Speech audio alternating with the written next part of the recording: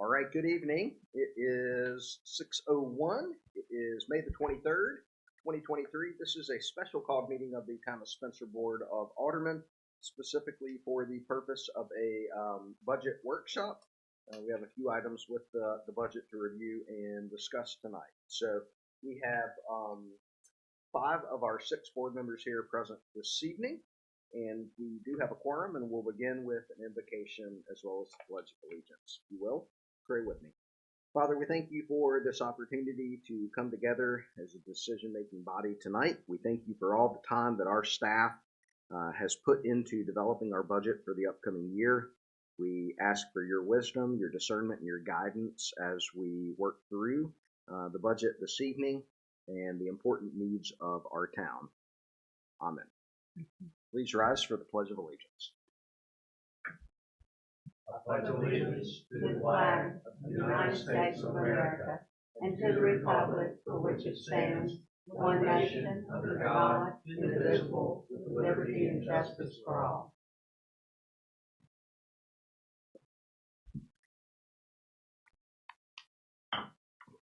All right.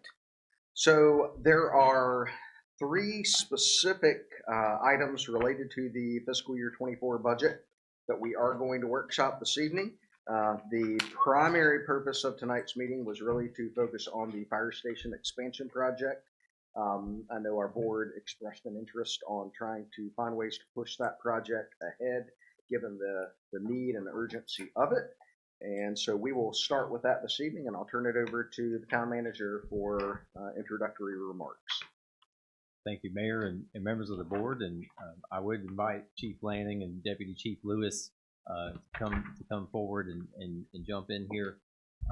But as you'll recall, we have produced a conceptual floor plan as well as an updated program for our fire station expansion project with the goal of adding living quarters to our fire station that currently does not have them.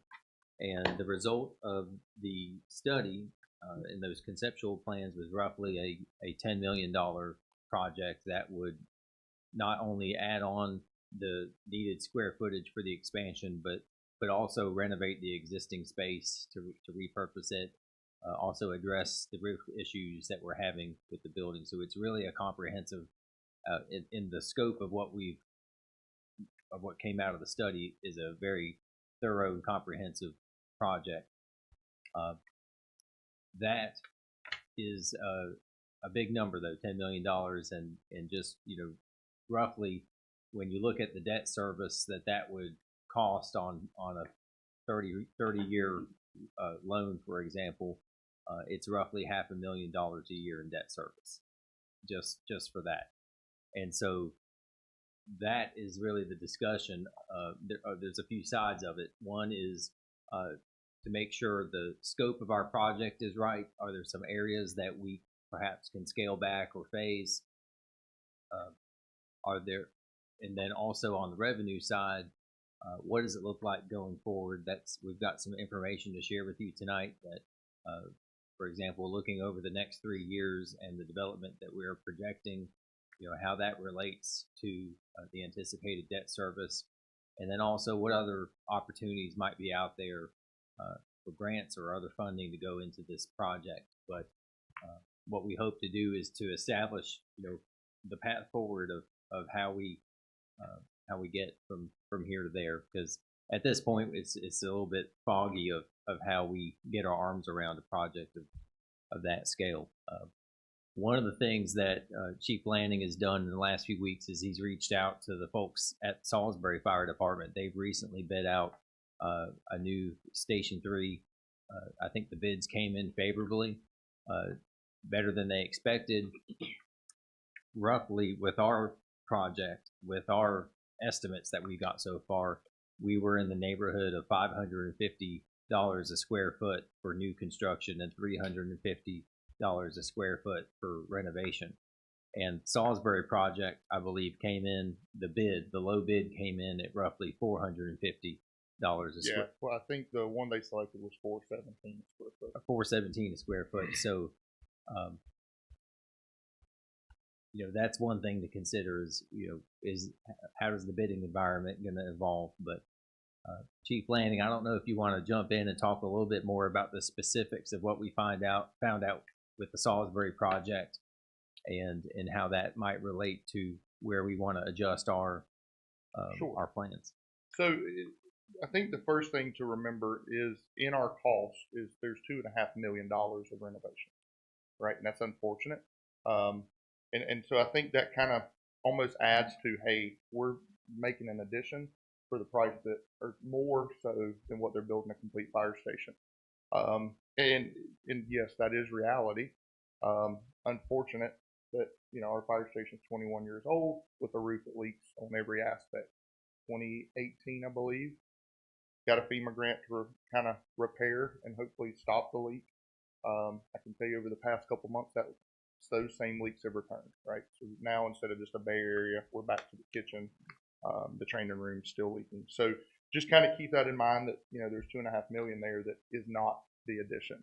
The one thing in meeting with Chief Parnell this morning, and I talked about our carcinogen reduction area, or our decon zone that we're trying to implement into our addition.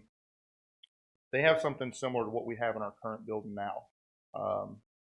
And not to say that that is or is not enough. I think we will be taking a step further to keep it kind of the way that we have with the hot, warm, and cold zone. Although, in sitting and talking with Peter this morning, there are some areas where we could scale back to still achieve the same thing. Maybe not with just, our decon showers versus 3 showers. We could go 2 showers or 1 shower. Sure, staff would have to kind of wait in line to decon after a fire. But those are some options that we have that would cut back that overall footprint a little bit, and hopefully slowly accrue some savings.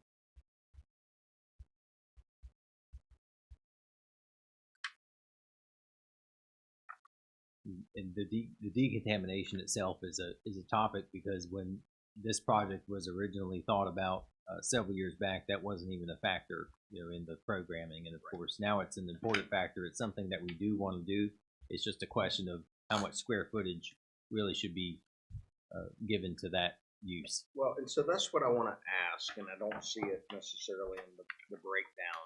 The decontamination piece of the project, what is the estimate for that piece of it as programmed? So we realized about 10 minutes ago that the packet that was given to us at our planning session and the packet that was provided for y'all are 2 different packets. Anna, do you have? There's one more. I can pass this one down this way if there's a section there called I believe apparatus support and decon and such, and you can see some of the numbers. Yeah, so for decon you've got roughly 125 square foot. The laundry area for that, which would be our extractors for the laundering of the turnout gear, was 243 square foot, and then the hot side showers, which are those 3 showers with lockers, where once they go in, they have a change of clothes, and they go back into the bunk area or the cold zone with no contamination, and that was roughly 300 square foot. So 650, 750 square foot for that little area there.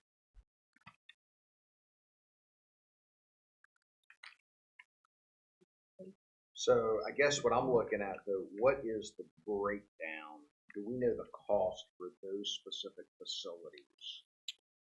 They would just be that square footage and the $551 per square foot. Well, would it, or would that be more expensive? Just given Sure. the nature of the facilities, it would probably be more expensive.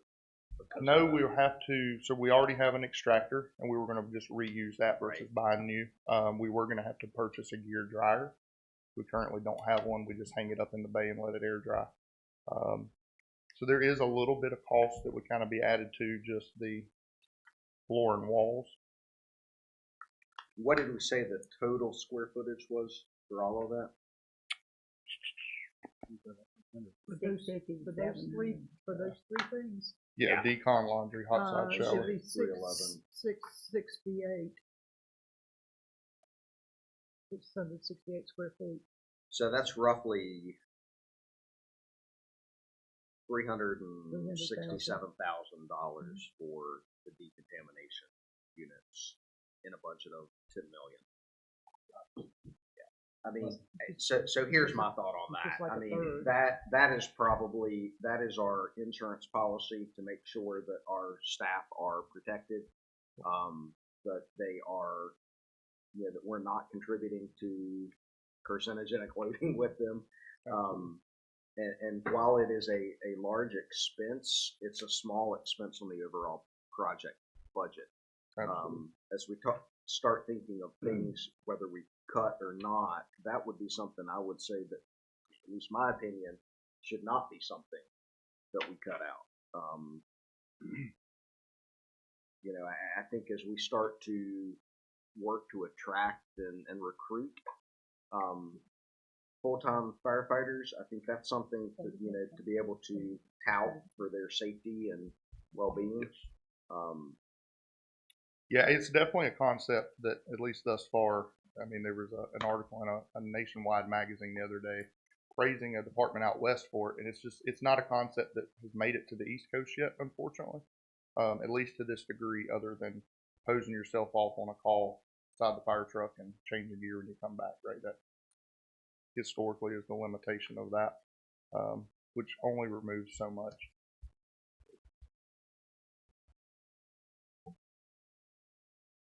We're not talking at all about any land acquisition for this, is that correct? This is working with. That is not programmed into this cost per se. I think there is the discussion of whether there is additional land acquisition, but I would say the additional land acquisition is a negligible cost in the grand scheme of the overall project. Would that change the footprint in any way? Not Would that make a necessarily. It difference? would. I think it would dictate whether or not. It depends on the one-story versus the two-story layout. But the other discussion that has been had is property acquisition, even if it is a two-story layout, in order to be able to have that additional parking, which I think is going to be necessary so you don't have all parking behind the building. Mhm. I think that acquisition is going to be necessary regardless. Yeah. And you're looking at basically what is that?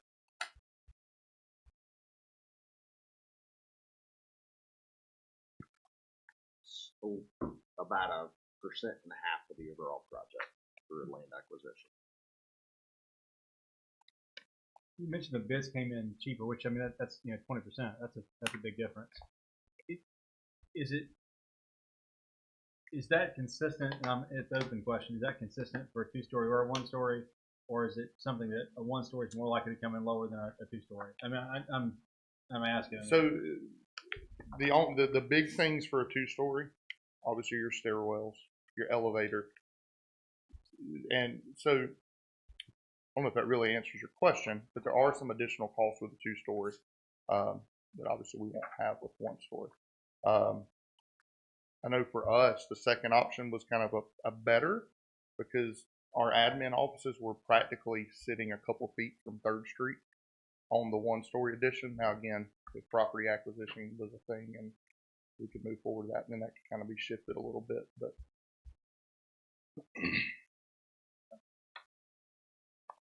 And Fire Station 3 for Salisbury, is it a one-story or two-story? it is one story, with the exception of a mezzanine off to the right. I believe in your packet towards the back, there is actually a floor plan of that. They have a storage mezzanine that is all that will be on considered a two-story portion of that. So looking at the bids, I know KMD won that bid at basically just over $8 million, and so it looks like the spread on that though was $8 million to $10.7 million, so a pretty big range. But they had a bunch of bidders, which I think that helps Absolutely. the process as well. Okay. But a couple of other interesting points, site work and those sorts of things. There's a lot more site work shown on this plan than what we would effectively be dealing with.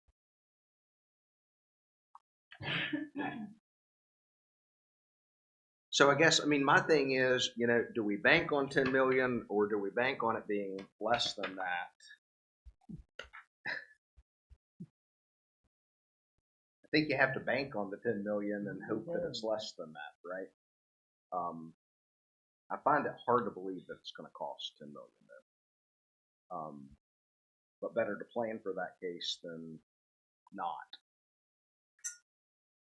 So I know we brought this up, option 1 versus option 2, and if we're talking about property acquisition regardless, option 1 versus option 2, what is the preference of the fire department? Personally, and we can go all the way down just to risk management, eliminating stairwells, eliminating poles. I would prefer to see 1 story if that was feasible. And like I said, kind of shift us a little farther away from 3rd Street. You know, I mean, my office now, I can tell you if a tractor and trailer goes down Salisbury Avenue, everything in my office shakes when it hits a bump right there at 3rd Street. So I would only imagine that getting worse. I think both options are great options and will give us the space that we need ideally for the next 20 to 30 years. I truly do. So by the time we get it paid off, we'll be Doing it again. Sorry, I remember that conversation 20 years ago? 23 years ago or more, 24 or 25. You just never know. You don't. You hope that that's Yep. the case, that you plan long enough or far enough into the future, but Well, and, you know, and even life in the has design, a nasty habit of throwing you a curve every once in a while. absolutely. You know, there's in essence 4 or 5 bunk rooms. 4 of those are double bunks. But again, some of that is not space that we need today, but it is that planning for the future, to where we can accommodate if we continue to grow, as we all hope that we do. So. Well, what I'll say is I've seen too many times where facilities, be it schools or other facilities, that are designed in the moment that they're occupied, they're at capacity, and that is not what we want in this situation. And I think there are 2 ways to really mess us up doing that. Yeah. Building something that the minute you get in it, you already need something else, or getting something that's a hazard to you all. Sure. And I mean, like you're saying, none of these changes really substantially lower the price. I mean, it's going to be what it's going to be, it looks like. So I think you all, in your expertise, have said this is what you need. We need to find a way to make it happen. And I think that's where we are. Maybe unfortunately, that's where we are. And to Sam's point, you know, whether it's 20 or 30 years down the road, we're probably not talking about additional space. We're probably talking about a new station somewhere within our corporate limits. Because we're pretty much landlocked as it is, and so, but you know, development is here and more is on the way. So that means probably additional apparatus, additional personnel as time goes by. But I think I agree with them. I think the 1-story plan is more beneficial. It would be nice if that 1-story is done in such a way that we could go vertical in the future with additional space. But again, that may be, you know, putting all your eggs in one basket. It may be that a satellite station would be more beneficial, but you can't cross that bridge until 20 or 25 years from now.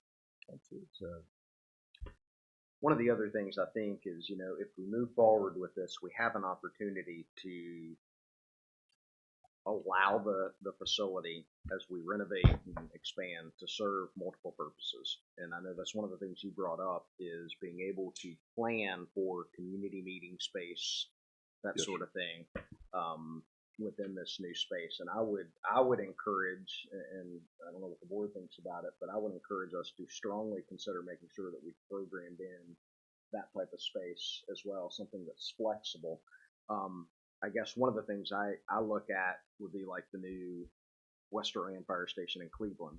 where they've specifically programmed that type of thing in. It's a huge facility, but they're using it to serve dual purposes for community meeting space and that sort of. So, and that was one of the, in conversations with Salisbury this morning, there's a front part of Station 3 that is going to be for nothing other than public education. So station tours, schools, daycares no longer will be going to working firehouses and kind of interrupting that day to day.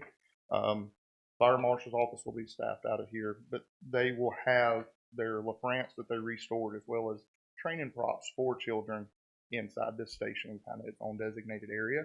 And on this, in our design that you guys have in front of you, the Carolina blue color is what we have kind of already planned is going to be public and will remain open, obviously with limitations for the public.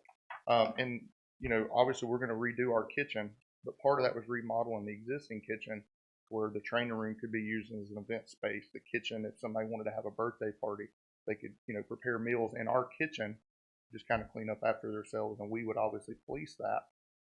But have a space with bathrooms and adequate accommodations for the public as well.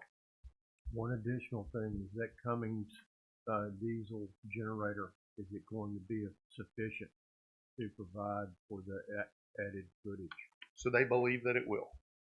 That was one of our questions, and we don't have it for definite, but they felt that it was large enough for that.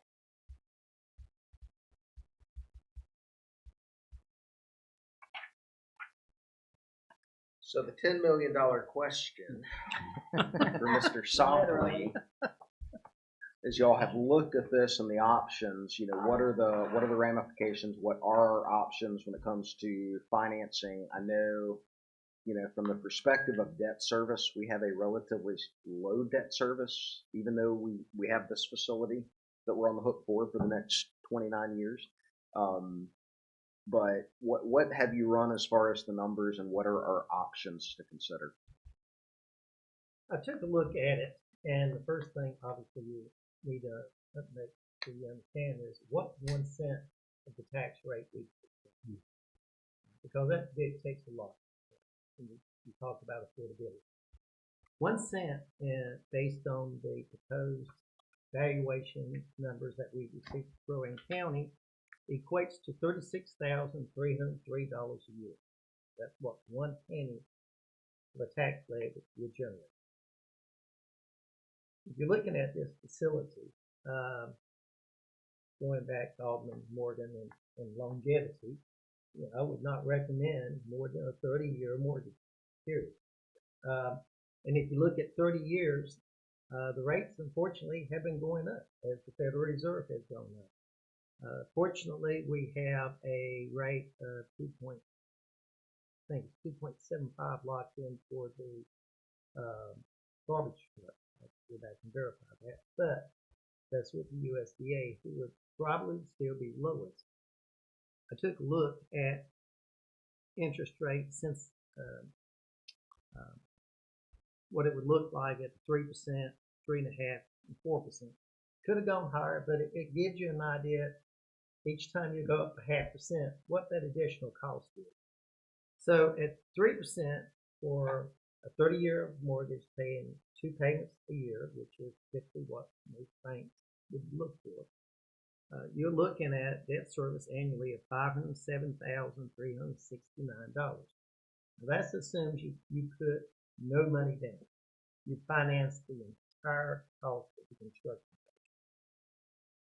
And when you look at as far as cents, that's equal to 14 cents on the tax rate.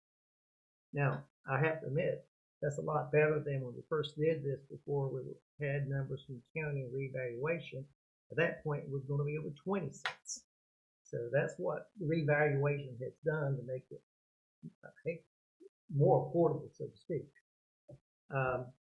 If you go up to 3.5%, the debt service obviously rises to $541,067 because of 14.9 cents. So, and then if you look at 4%, it goes to 15.8. So every half point of interest is 9/10 of a penny. And that would carry forward if I go to 4.5 or 5. It still goes that same amount. So that's what we're looking at. Now, obviously, we are having growth here in this community. So I went to our planner, Steve, and talked to him about what did he have in front of him and what did he feel reasonable. And when he took a look at it, he took a look at what businesses have given us plans. Who's asked for annexation if we needed annexation? Or if they had to buy the property, had they actually bought the property. So in taking a look at that, there were 3 projects that met the criteria that it was felt that it was very feasible. They could have completed construction before January of 26, which is then the tax base when it's assessed and those values. So he felt like there was 3 potential projects.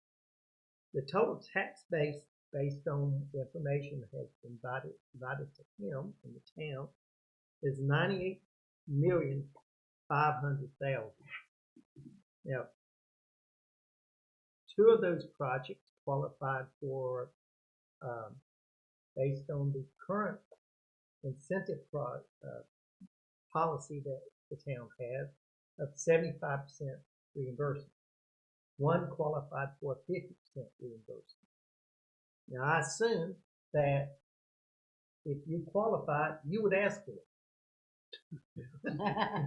I hope so. It's a good assumption. I just, no, I would. So, in that scenario, that tax base, based on the current tax rate, would generate, or the current proposed tax rate that's in the budget would generate $541,750, which, quite frankly, would almost pay for the debt service.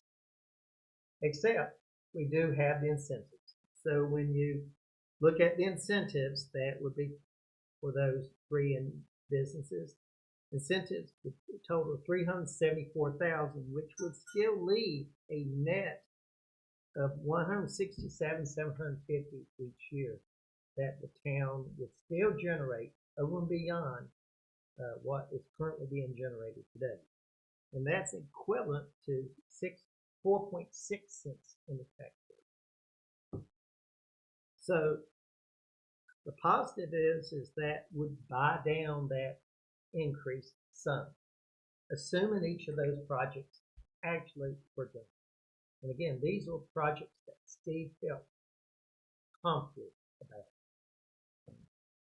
So those other projects that he did not believe any of those we could actually use to count, at least in the near term. So all of this is under the assumption that we have additional tax base, which we see coming, conservatively estimating that.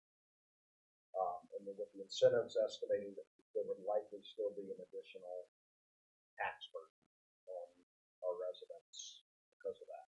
What it doesn't take into account are potential grants or potential funding from our state legislature, as we have seen some other communities here locally that are pursuing, and we don't know if that's going to be successful or not. From what I am hearing, between the options that you have proposed, along with the options for grants and the options for seeking additional legislative funding for this, I think there's a path for us to be able to do this and move forward. And I also think that there's likely a path for us to be able to do this without having to increase our tax rate beyond what's currently being proposed. That remains to be seen, but I think we will know the impact of that here within the next 2 years, right? So I think, as far as this type of project, given the magnitude of it, is going to take some fortitude, some intestinal fortitude by our board.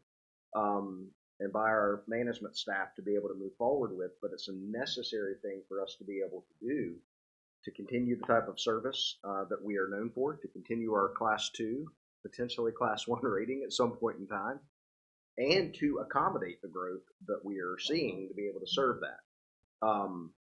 So it's one of those things. I don't think it's a question of whether or not we do it or not. It's a question of how we make it happen. And I think what you've heard is there's a path to that. There's going to take a little bit of a risk to be able to move forward with that. But my personal opinion is it's a risk that we have to take as a board. It's now or never. It's not going to get any cheaper to do this project. That is for sure. And I think that the risk is that we are having to bank on the economic development that we see on the horizon. And that then becomes a question for this board with the work that you have put in over the last several years, and the work that our staff has put in to be able to attract and to develop that growth. If we are comfortable with the work that we have put in and that we're continuing to do, and that we believe that that development is going to come, then I think we have a path to be able to fund this. If we don't feel comfortable with that, then I think we're back to the drawing board and trying to determine whether or not we have to do this or find other ways to fund it. But what you've heard is once those incentives, the 5-year incentives have lapsed, based on what we just now have on the books, that would cover our annual debt service, not including the additional development beyond that. But we've got to keep in mind too that that development's not just going to require fire service, right? It's going to require public works service. It's going to require police service as well. And so what we're now saying is, well, all of that new development, all of that additional tax base would be dedicated solely to the fire station expansion, which is okay if additional development beyond those 3 projects happens. Then it starts to balance out. So it is a little bit of a risk. It is a gamble. But again, I mean, these are the types of decisions that we've been elected for. These are the types of decisions that we've been put into these leadership positions to make. Yes, it is expensive. It is the most expensive project that our town will have ever undertaken. Even more than the new fire station, because that was 23 years ago. So I think what our staff and our staff need direction on now is, do we want to move forward with this at this point in time, given the information that we have? Do we want to direct them to go ahead and move forward? Yeah, that moving forward would be going ahead and putting this out for a design build type of contract, getting qualifications back. The process would be that we would select a contractor and an engineer team that would then work and develop the detailed design and then provide us what's called a guaranteed maximum price, which would essentially be through that process would be the maximum price that we would see on the project. And at that time, we're going to know whether or not it's the 10 million or if it's less, and if we're going to be able to afford it. There's always the ability for us at that point in time to off-ramp. And off-ramping means that basically we can decide that, no, we're not going to continue with design build. We're going to bid this out. We're going to go hard bid and select the lowest bid, or put a pause on the project, and basically we'll be on the hook for the design cost, which we would have been anyway, regardless of what type of delivery method we went with. But I will say is the longer we delay on this, the greater chance that we see increased cost. So I'll open it up to the board for additional questions and discussion on what you think is we need to do as far as the path forward and direction for our staff. The incentive things are 5 years. I think you said that right. 5 years. That's Okay. The projection that Steve was giving you, Mr. Blunt was giving you, none of that has to do with the project down at the river. Is that correct? The Yagan River. Actually, I did not include that. Okay, that was one thing I just wanted to be The sure only about. projects that I would that I would include would be the ones that have filed for annexation that we have approved, Right, or ones that we know are in the process of filing for annexation at this point in time. right. And And as you mentioned, that's yeah. 3 projects. And Right. what I will say is those are probably 3. One of them is a larger project.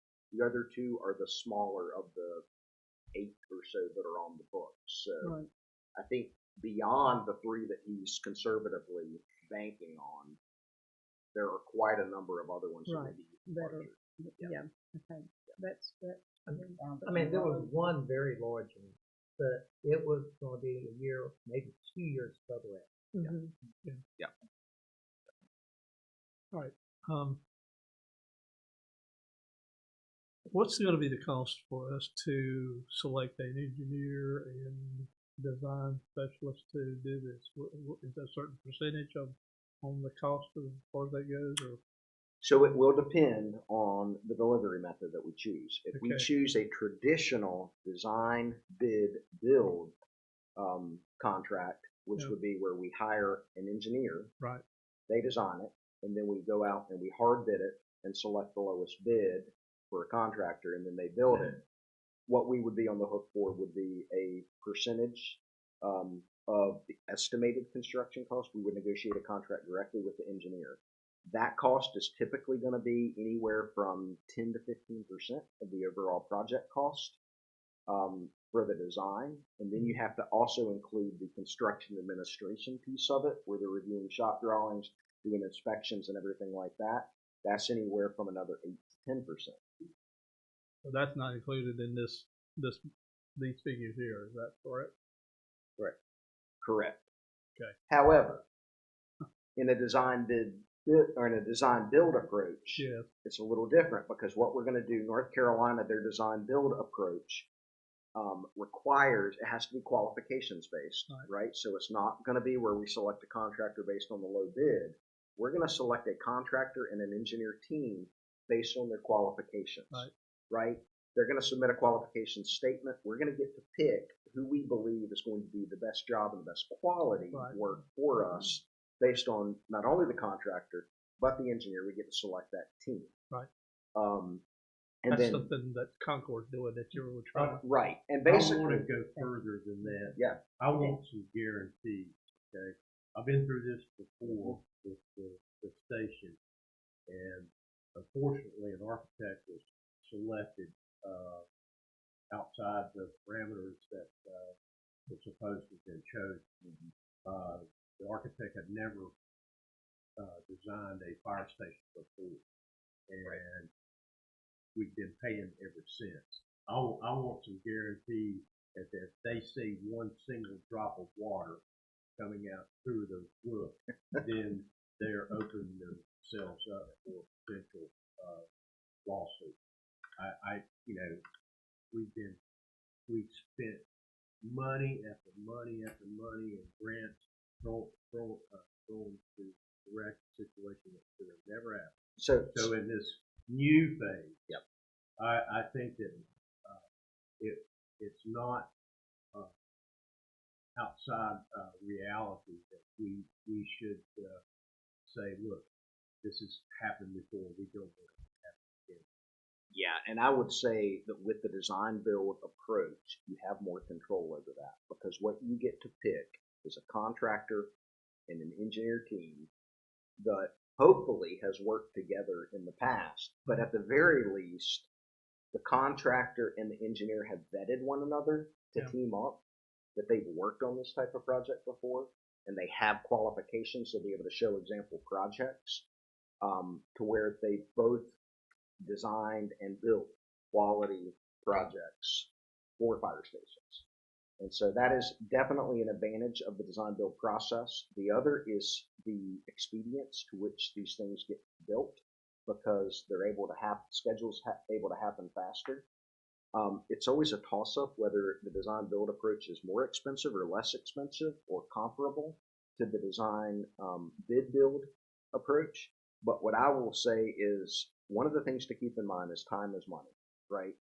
And so one of the things that doesn't get considered when you're financing something like this is the sooner we can get this constructed, in all likelihood, the better the interest rates are.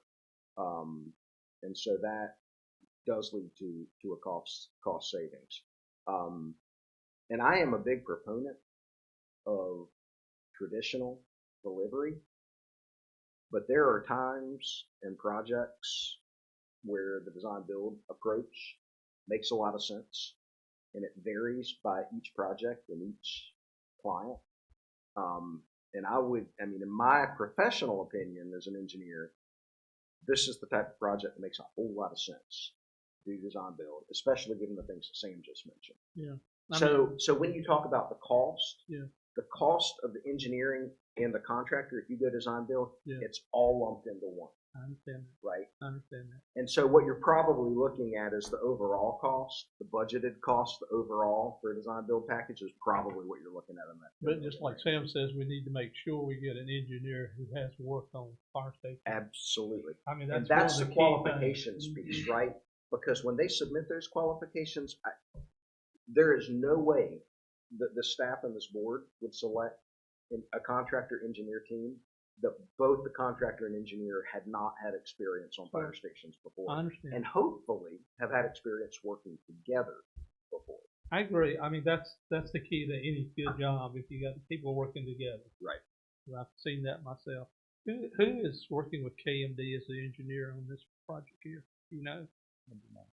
And Yeah. again, well, this was a traditional design build Okay. project. And so Ramsey Bergen Smith, Did they do the they engineering? did the architecture. Well, that's and good. That's engineering. what I'd like to stay local as much as possible. Yeah. I didn't know how much Bill Bergen and them were doing. as Yeah, far as Bill did all the architecture. So Bill is still working full time or part time. part time. Okay, I think this has been his swan song, perhaps. probably so. All right, if we give the okay, what kind of timetable are we looking at as far as actually getting started, breaking ground, or what are we talking about when we start making payments? Yeah. When do we actually get the financing, you know, when we, Yeah. Yeah, I mean, breaking ground, I would be shocked if that would happen within a year. Yeah, I understand that. From this point, but But basically, the process would be is if we give the direction, Right. staff would move forward with developing an RFQ for a design build contract. If that's the pleasure of the board to move in that direction, that would be developed probably over the next month. It would be put out for at least a month Right. for qualifications to come in. Yeah. Another month worth of the selection process, and I would suggest that we go through an interview process as well. And so you're looking at 3.5 months or so. You're looking at probably another month to 2 months of contracting. Right. And so, you know, if you really add it up, basically by the end of the year, end of the calendar year, we would have an engineer and architecture team on board under contract. Okay. And then you're looking at a year worth of design. However, because of the design build process, they would likely be able to start moving forward with some of the initial site work and things like that 6 months or so in. Yeah. And then you're probably looking at, I don't know, have they given a time frame for overall construction, what they think it would be, the architect? No, they I did don't think not. so. So, I mean, you're looking at probably at a minimum best case scenario 2.5 years. Okay. I mean, that's And what we're already behind the curve.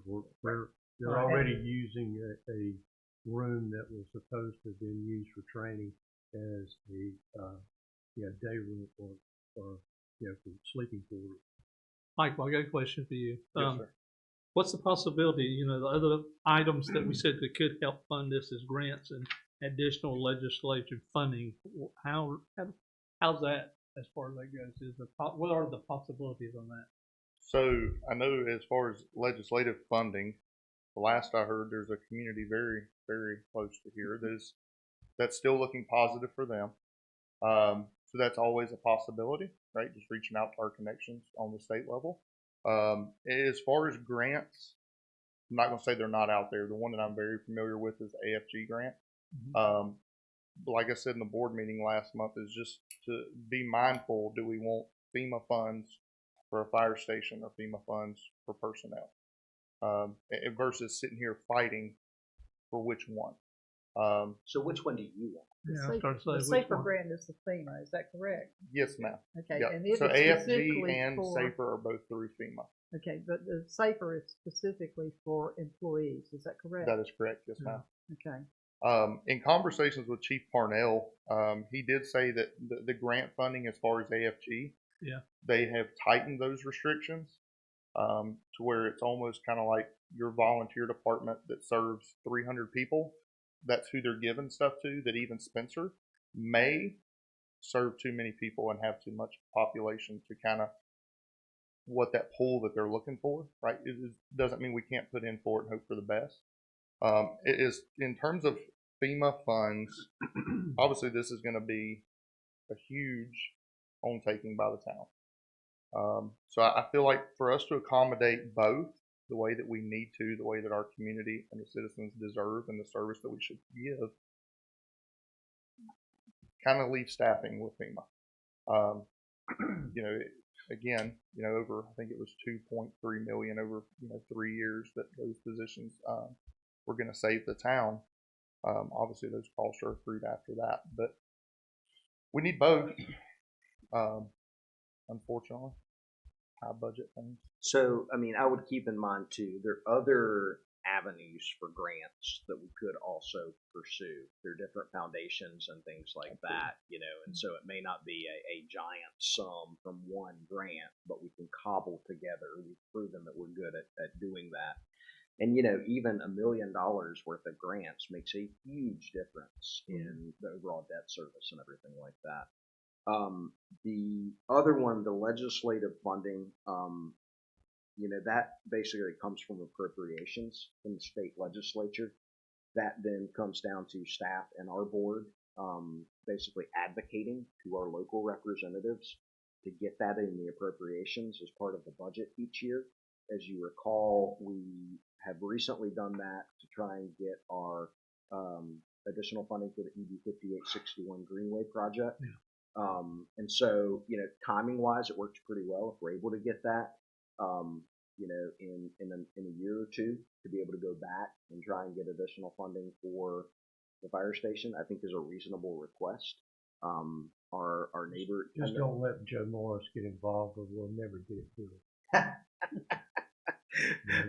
I think we probably need to have Joe Morris to with do the grant grants, writing. absolutely. Absolutely.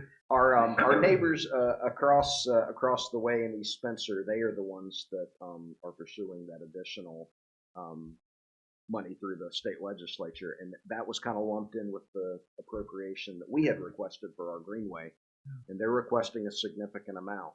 As you will recall as well, they also got 21 or 22 million for their water system upgrades. And so, being able to rely on input from our neighbors and how they've gone about getting some of that funding, I think would be wise of us to look into.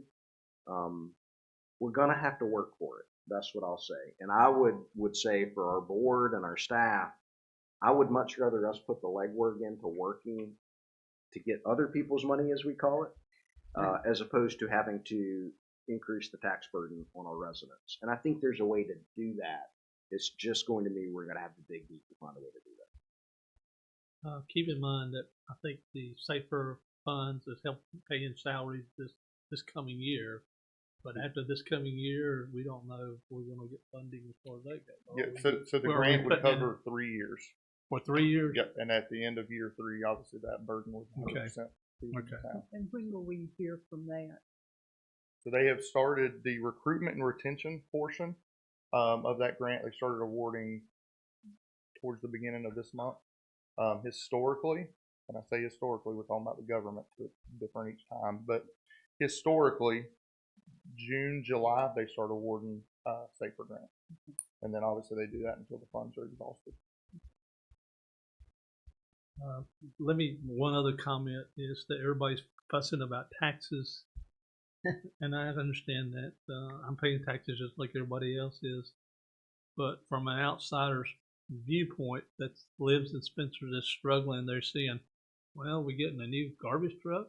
We getting a new fire truck? Are we getting a new fire station? Is that coming out of our pockets? So that's something that we gotta look at. Is not everybody knows. We don't have your assets as far as telling us what we can do. And sure, we're gambling, but we gotta look at. We gotta have the people behind us to support us, because they don't want to say, well, are we going really in debt for all this stuff? Because that's the only drawback I see. So I think there's a piece of it that's how we tell that story, right? Yeah. Making sure that we are telling the story accurately. I agree 100%. It's But got to be. But then there's also the piece of it in that we've got to do what we've got to do to provide the services, and we've got to tell that story the right way and make sure Tell it the right way, understand. definitely. That's Yeah, right. exactly. That's right. I've got a question for John, and that question is, I mean, basically your experience looking at the situation that we are in.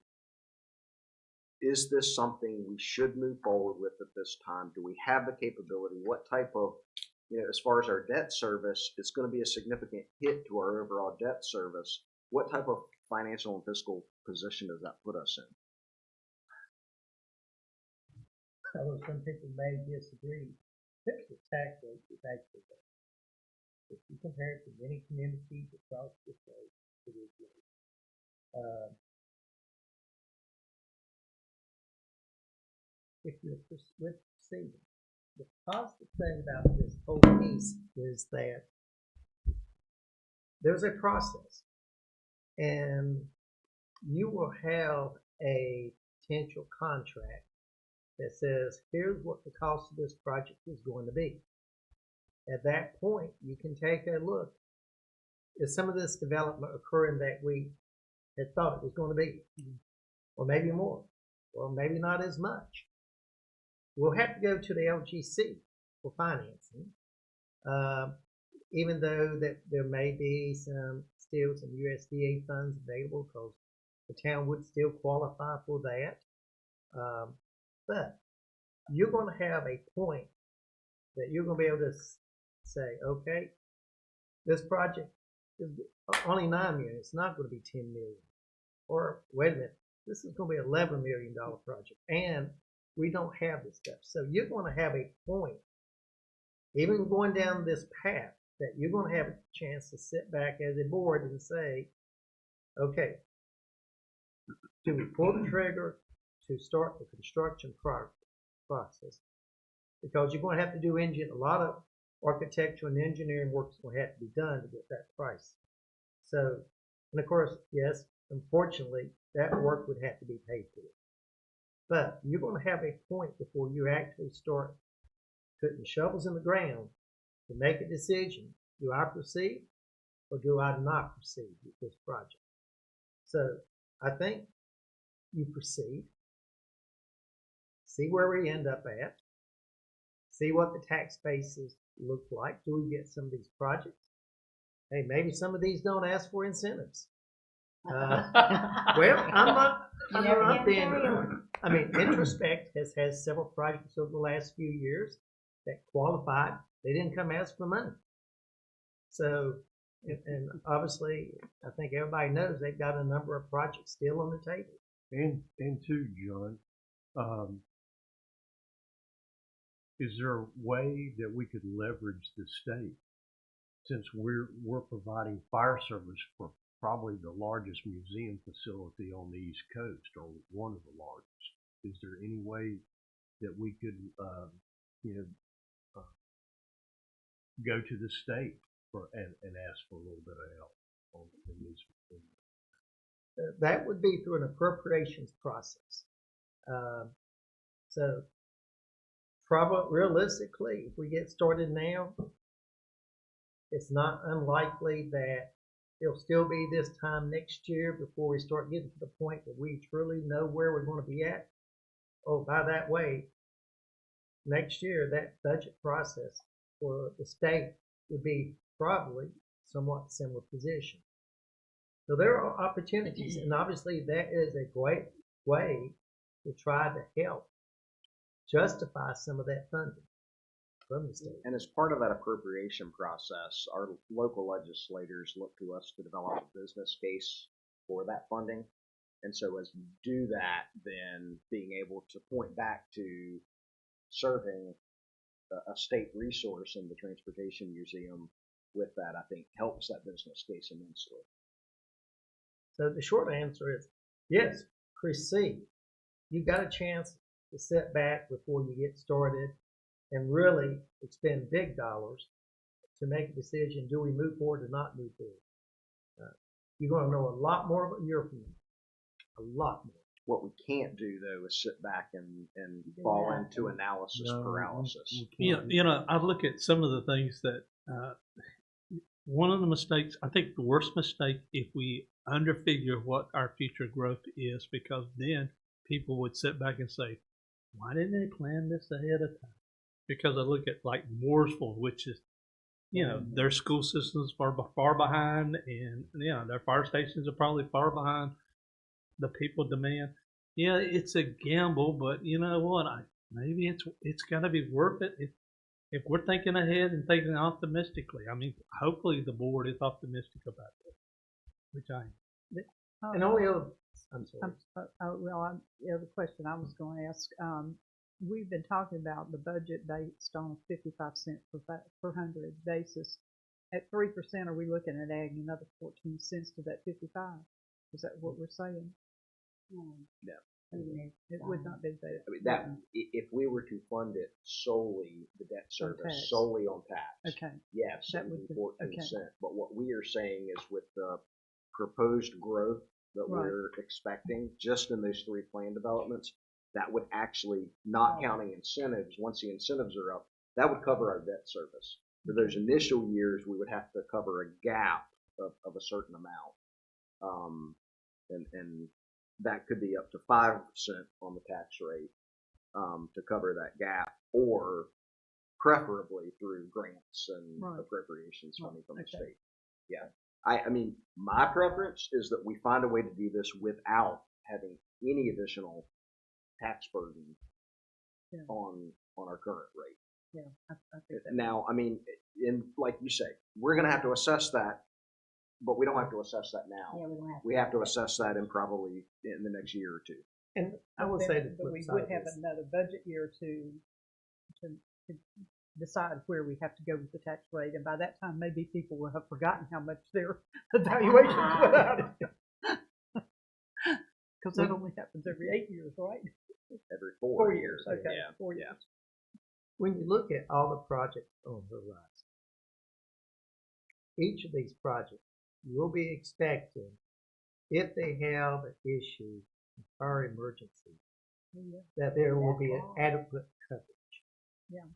So, I mean, as they're taking a look at, do they move here? Do they invest 50 million or 100 million? They want to make sure that asset is protected.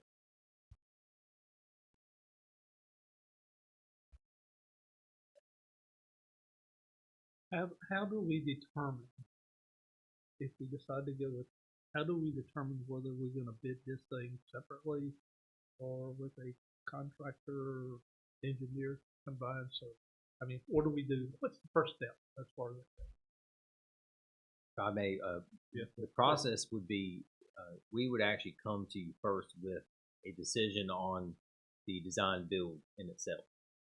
So there's some action the board would need to take to authorize the design build project. And from there we would then proceed with that RFQ process and making the selection of the team. So if the feedback, the consensus tonight that what the mayor has described as he's provided a lot of good rationale behind the design build project, that's the consensus, then we know that we need to come back first with the necessary approvals for y'all to authorize the project in that delivery method. But if there are additional questions or hesitancy or just additional information that's needed to provide a comfort level of design build, the traditional delivery model versus the design build model, we can definitely work with other places that have implemented both methods to get to kind of talk about the pros and the cons, as well as to outline the specifics of both models. What what I will say is, Peter, you've done a good bit of outreach with Concord and other places that have done the design build approach. Those that have gone through it on fire stations have said absolutely, it's definitely a good thing. From my work as an engineer, I've seen both sides of it. And as I mentioned earlier, there are certain projects and certain clients that one makes more sense versus another, and you have to evaluate those individually. As I look at this in the situation that we are in with what we're looking for and the fact of the things that Sam just mentioned, having a contractor and an engineer partnering as a team that we get to select based on a qualifications-based system as opposed to simply the low bid, I think that is certainly the way we need to proceed with this type of project. I agree completely. I know if we put it up for bids, the bids would be more competitive and we might get a better price. But that might be a contractor we really don't want to have. And then we're stuck with that contract. Right.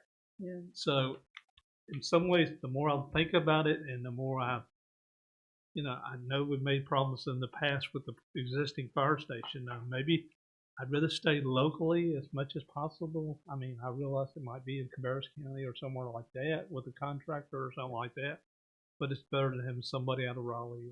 And that can be something that we build into the RFQ process with the scoring process. We can actually, in the scoring matrix, build in a local preference within a specific radius to where you can, say within 50 miles that radius of 50 miles that is where you want your contractor and your engineer. Yeah. You can definitely do that in assuring that you're getting somebody locally. And you would assign a specific point value to those that are local, and they would get a higher weighting. I believe Central Carolina has kind of a listing of preferred vendors for things. So, I mean, that might be even a resource that we could look at when we get ready to pull that trigger. The other thing that I would encourage our staff to do is to reach out to your contacts for fire facilities additions and new construction that are relatively new within the last few years, and to visit those and determine who constructed them, who designed them, so that we can start to find out gain the a good, list. bad, and the ugly. Yeah, Absolutely. Yeah, and I know Chief Williams at Concord. I mean, myself and Peter have had numerous conversations with him, and I feel like every time I turn around, they're in the process of building a fire station. So, we can definitely get with him and the good, the bad, the ugly, find it all out. One other thing I'd like to stress is that, I would rather, like you say, stay with option one, which is a one-story building. I definitely think if we're going to go with this project, I think we need to push for this acquisition of this property. Yeah. That's what we need. And that might be the first step we need to take as far as that goes. So I think to be able to utilize that facility for multiple. So I think that's something that if we're going to do this, we do need to. We don't want to go in trying to beg, saying that we'll pay anything, but at the same time, I think we need to put some more emphasis on the negotiation of this property. So from what I'm hearing, I think it would make sense to entertain a motion tonight to direct staff to go ahead and move forward with the project, with starting to develop the initial material that the board's going to need to approve for the project at our next meeting, in a formal resolution. But that would include, going ahead and directing the board to move forward with a design build process, an RFQ for option one, which is the one-story facility, and to move forward with negotiations for property acquisition for adjoining property to be able to support option one. I think it's important that we kind of approach the land acquisition first to make sure there's nothing going out that we are going to expand our fire department. Right. You know what I mean? Give him a little extra incentive to jump the price up a little bit more. Right. I mean, you got to be careful about that. Absolutely. But I think those are the three core things and three core direction that our staff are looking for tonight. I'll make a motion that we do this. And I'll second. There's a motion from Mr. Miller, a second from Mr. Morgan. Is there any additional discussion? Hearing none, all in favor? All right, all opposed? All right, and all present tonight are in support of that motion. Thank you. We appreciate it. We're on the way. Hopefully, in the right direction. I hope I'll be able to see it by the time I get real old. All right, the next item is a potential grant program for North Rowan area schools. Mr. Francis? So this is just an opportunity to extend the discussion I believe that Alderman Howe had raised about the idea of providing some grant opportunity to the schools, and what we would suggest is that perhaps we don't have to figure out the details of what that would look like. It's more about at what level of funding would you want to establish that. That could be, we could make adjustments to the budget to include that, and then from there design a program around it after the fiscal year starts. With that said, I know there's a few ideas that have already been shaken out there. One would be maybe it should be something to be in partnership with the school system related to gang resistance education. Another idea is some sort of grant application process that would be more of a grassroots effort coming from schools, whether it be a class level or a program or grade level, where we would establish a pool of funding. For example, say it was $5,000 for each school, and ideas come forth and applications are selected. So that's an example of the kinds of details that could be established later. And again, the more important discussion for tonight is at what level of funding would you want this to be?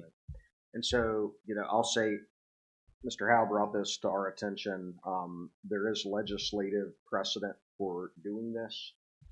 There is legislative authority for local municipalities to actually levy additional tax, to be devoted towards local area schools. That's not what we're proposing in this case.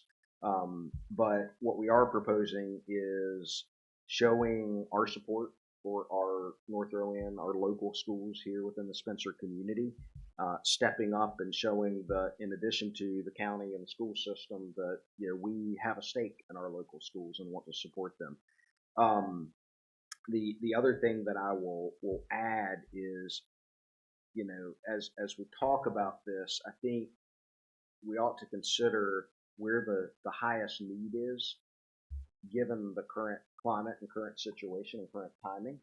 And that's not to say that if we continue this type of program, if we implement it in the future, that it can't adapt and change based on whatever the needs are. But what we have seen in recent months, and especially given the decision that was made by the school board relative to Knox students and sending the rising sixth grade to North Middle, there is a need within our community for additional education for elementary, as sad as this is to say, elementary school and middle school and high school related to gang resistance education. We've talked a little bit with Chief Isle and the police department. There used to be a program with dedicated curriculum for this several years back that was in the schools, but that has gone by the wayside, and I don't think the program really is active anymore. The curriculum we still have, I think, access to, and several of our police officers have been through the training.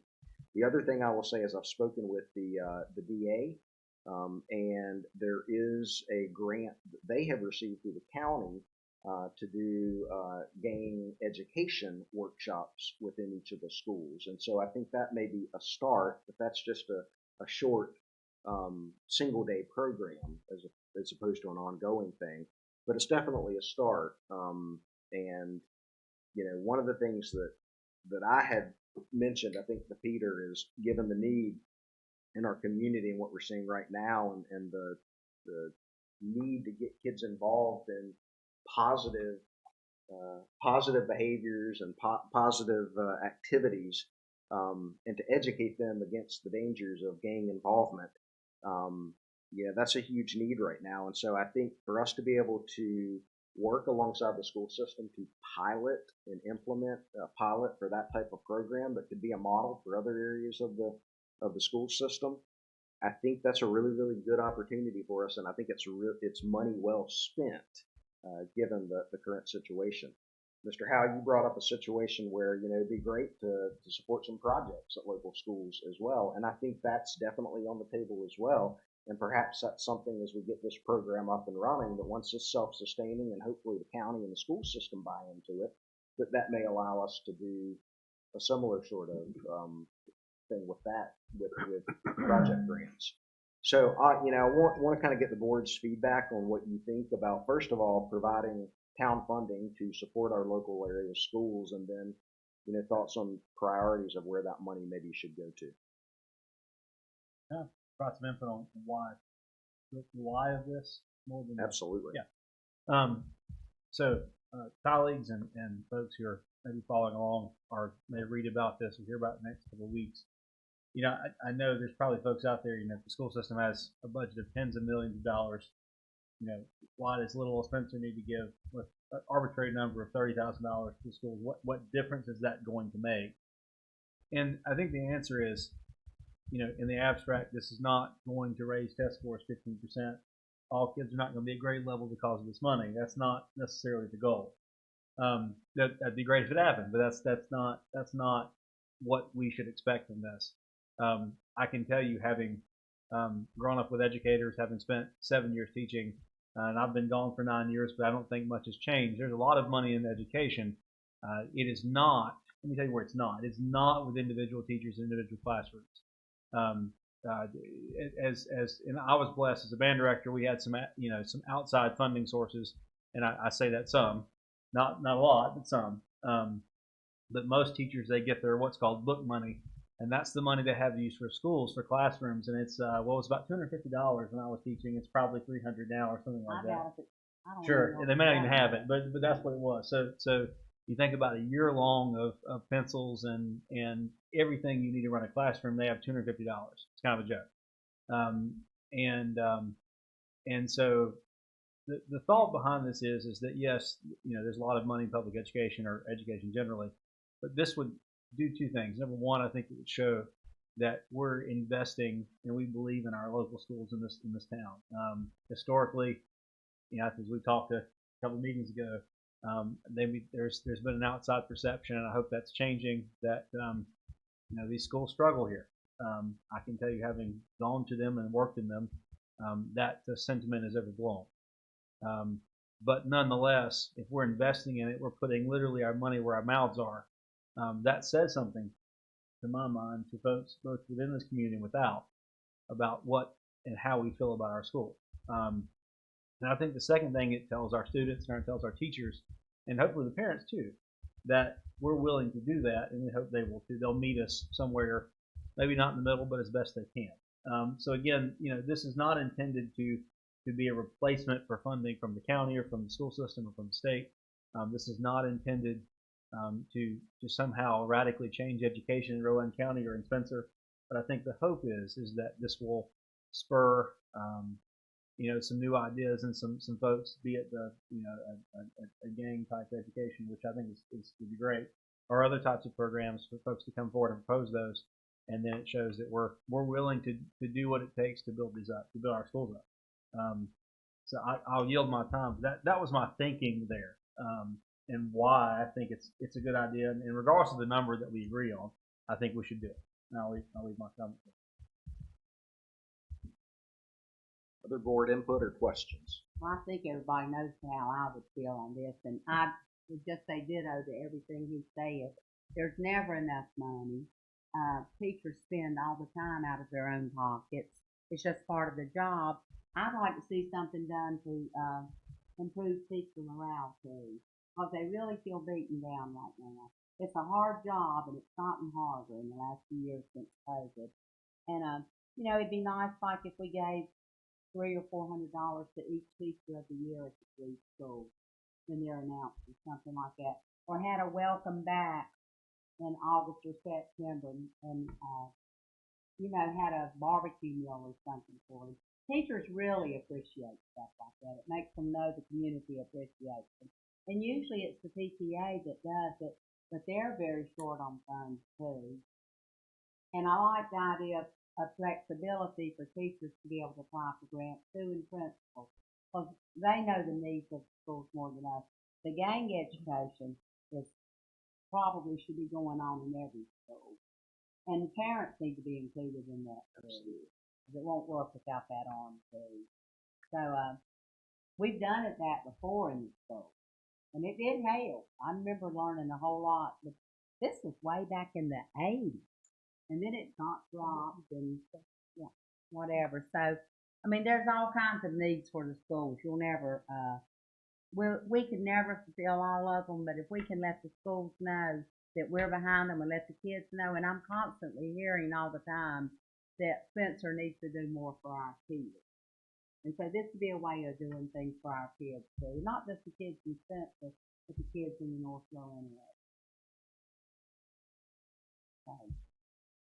I had mentioned another thing that might be a program that we could consider, and that is a program to bring awareness about human trafficking, because children, particularly in those middle school and maybe even younger, are often groomed, and yeah, that sort of thing is hard. I mean, you know, peer pressure and people who blackmail kids to do something.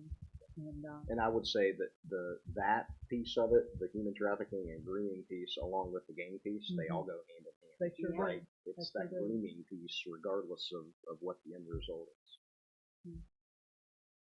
Other thoughts from the board or comments? Well, it concerns me that our state legislature seems hell bent on destroying the public education system.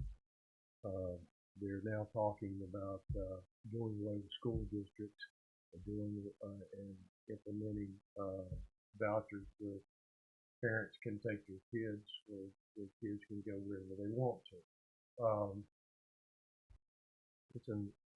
These are unsettling times. I still feel that school buildings in and of themselves are probably the most underutilized buildings around. I can't see why a community cannot make a better relationship with the school by having functions there that would benefit not only the community but also the students and the teachers. I would like to go in that direction, you know, with this money. And I think having two children who are our teachers, and having neighbors, and sitting down and having late night discussions about the school system over the decades and what's become of it. I think that anything that we can do to go in this direction, especially for teachers. Teachers are bombarded. I mean, you know, it's all the teachers' fault, and that's the way it's been for such a long, long time. And I think it would benefit us greatly here in the community to concentrate on doing more for our teachers. And you know, we haven't had any kind of after-school program for kids in this town in a long, long time. And I think that we could possibly look at money for that as well. Because, you know, idle minds or idle hands can get into a lot of trouble. And I just think that there are so many different ways that we can make a positive impact on this.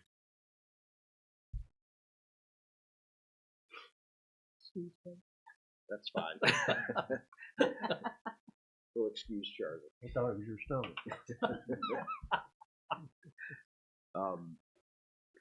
So I guess the question I have then for Peter and for John, as we look at this budget and we look at potential options, I think you're hearing that the board has a preference that we'd like to find a way to make this happen. I don't know that we know exactly how much money, but have you looked at the budget? Have you looked at what we could potentially afford to be able to do with this? And I'll ask John to jump in, but I think there's a few options. One is we do have some funding set aside for contingency, and you could choose to go ahead and make use of some of that for this purpose. I believe it's 25,000 that we have programmed in, or somewhere around there for contingency. So that's one area to look at. Another, we have. It's a smaller amount, but we have some funding that is typically in our recreation budget each year for the senior council to put on the lunch events that happen. Those typically come in under budget. We could probably sharpen that a little bit and identify something specifically if it were to be about this idea about some type of welcome back event type thing. I think there's some funding there that could be identified. And then the other option is it's really we always appropriate some fund balance into our budget, and so on the scale of the whole budget, that number could get adjusted towards this. John, do you have other ideas? I would say, echo Peter on the senior meal. We probably saved $4,000 last year. That budget is $6,000. So there is definitely some funds there available, I believe. The other item is, I have gone through and made some adjustments. We received a proposed bill for workers' comp and for our property and casualty insurance.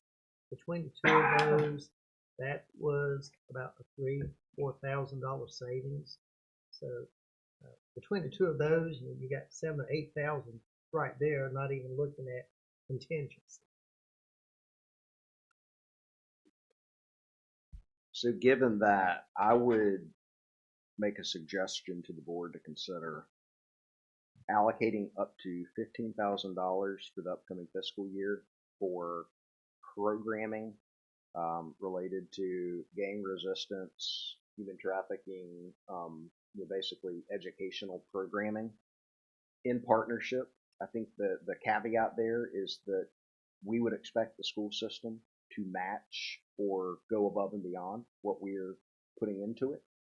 And I think they're open to that based on the conversations that we've had. And hopefully the county would be potentially willing to fund that as well. So $15,000 for that, and then $5,000 for events, whether that be a welcome back sort of thing, teacher recognitions, those sorts of things over the course of the school year. So for a total of $20,000. Does that seem reasonable to staff?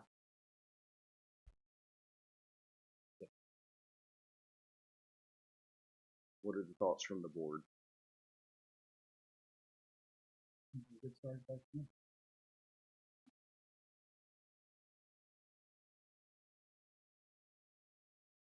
The only thing that I think that we may should do before we decide definitely or what we're leaning towards is get more input perhaps from the schools. Have you talked to the principals and administrators and all that? I've not talked to all of them. We've gotten some input they're from hard them. to get, Yeah, we've gotten some especially now. input from some of them. Okay, good. On the Okay, I meeting. figured you had a point of view. But they would know more what they're interested in getting Yeah. a program. And perhaps we don't allocate specifically. Perhaps we say $20,000 for the purpose of implementing the educational programs that we've discussed related to gang resistance, human trafficking, and then also events and staff recognition. And then that gives us that gives us some leeway.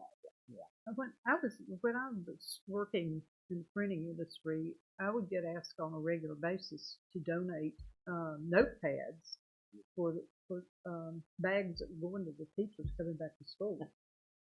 So I mean, they would collect items from businesses and what have you, and give those to, I think they were for new teachers. entering the school for the first time. But, you know, we might even be able to spearhead something like Yeah, that. that's a neat idea. So, They may even need like a small supply box. They don't have those anymore. So you used to be able to go get paper clips, et cetera, et cetera. You can't even do that anymore, from what I understand. It's you buy it yourself, and it's not the cost as much as the inconvenience, and Maybe- you run out of something, you need it then. Maybe we could put a supply closet here for the schools. That'd be good. additional thoughts or comments? My concern, I'm all for this, it's great and everything else, but one thing that worries me is what's going to happen at the middle school this coming fall with the Knox kids. Because I hate to be real pessimistic, but I think they're going to need some help over there. Police protection or what, police guidance or something like that. That worries me, especially with this problem we're having right now with these few gangs running around and everything else. That's something that needs to be looked at and addressed as well. Yeah, and that's a conversation we've had with our police department and the school system. Really trying to push for an additional officer to Is at the very Salisbury going least. to help us any on that? Well, and that's the thing that we're going to continue to push for, because there is going to be a position from the resource officer at Knox. And so then the question is, how do you allocate that resource? Because if you're taking that resource and shifting them to other schools, well, how does that work? Because you're Well, the they're teachers are paying- rotating around too. right, but it's a little different for those, because like for the sixth grade, they all get to move with Yeah. that rising sixth grade. Sure. But the resource officer is a different story, right? You can't take the resource officer and divide them into three and send them around. And the fact that right now they're a City of Salisbury employee, police department employee. So those are conversations that we are going to continue to have over the course of the summer to make sure that we get additional coverage. The question is, though, is the expectation going to be that we share in that cost with the school system? I don't think we should, and I'm going to continue to advocate that we shouldn't. But that's a valid point. Is it something that we need to consider? That's the main thing as well. I'm thinking about. One of the things I'm thinking about. There's got to be some kind of help out there. Well, I think the fact that we are considering having these grant opportunities show that we support our school. But that doesn't mean we need to be so accommodating that we take on all of this extra expense too. Because I'm not saying they'll try to push us around. I don't think they will, but I know how it works. And if you're doing this, if they're sending them to a good school, North Middle is a good school. It's in good shape right now, and we want to keep it that way.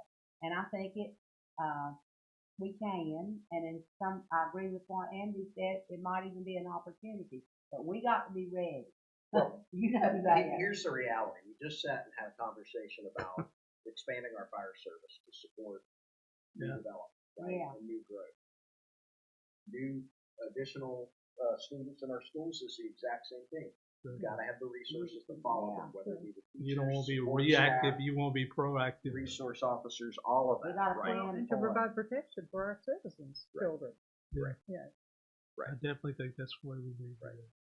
So we will continue to push for that. All right, so we probably need to say that we're willing to allocate up to $20,000 in partnership with the school system for the North Rowan schools, but not to be used for a resource officer. Yeah, exactly. Yeah, I mean, I think that's the key. Is we've already indicated for the purpose of educational programming related to the gang resistance and the human trafficking, and then for staff support events and supplies. Now this Was there a includes motion? Hamper Dole as well. Is that correct or is not? It's a question for the board. You said North Rowan Schools, and actually that's a North Rowan school. It is a North Rowan school. The question for the board would be, it's a North Rowan school, but it does not necessarily draw from the town of Spencer. Really, I realize that. I think we need to clarify that as far as that goes. I think we need to say Spencer. I mean, I hate to say that. We already include Hanford Dole in some things, but Well, and keep in mind, right, Yeah, our everything. local Spencer schools also support other communities beyond Spencer, I understand. and outside of Mhm. municipalities in the county. So, yes, I would say North Rowan Elementary, North Rowan Middle, and North Rowan High. yeah, Okay. within our borders. And I'm not talking about as an attorney, I'm talking as a member of the board. I'm not sure we have legislative authority to give money. Under that. Yeah, I was thinking that. I'm not, too. and Jay can confirm, but I'm not sure we did. So hearing that, is there a motion from the board to allocate up to $20,000 for the purposes we've discussed for North Elementary, Middle, and High School? I move to allocate up to $20,000 for the projects that we've discussed for the North Rowan High, North Rowan Middle, and North Rowan Elementary. Okay, it's a motion by Ms. Sledge. Second by Mr. Howell. All right, any further discussion? Hearing none, all in favor? All right, all opposed? And that is approved unanimously.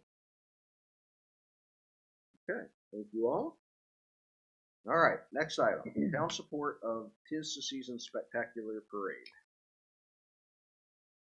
Mr. Howell? Yeah.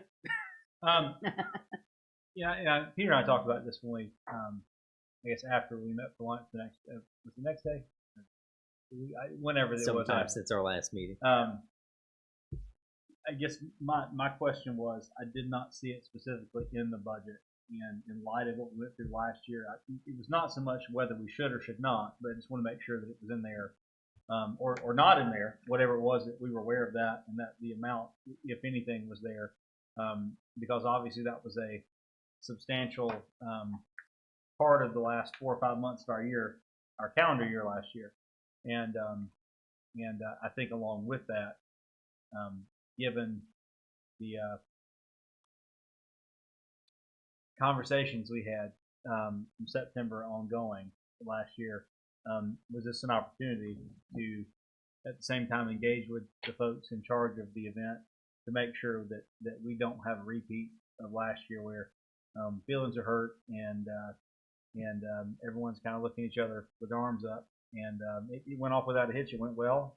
I guess ultimately it worked out. But I'm not sure anything we want to repeat that again. And so basically, it was more of an inquiry that what are we doing? Is this covered? And if you guys want to specifically, that's fine.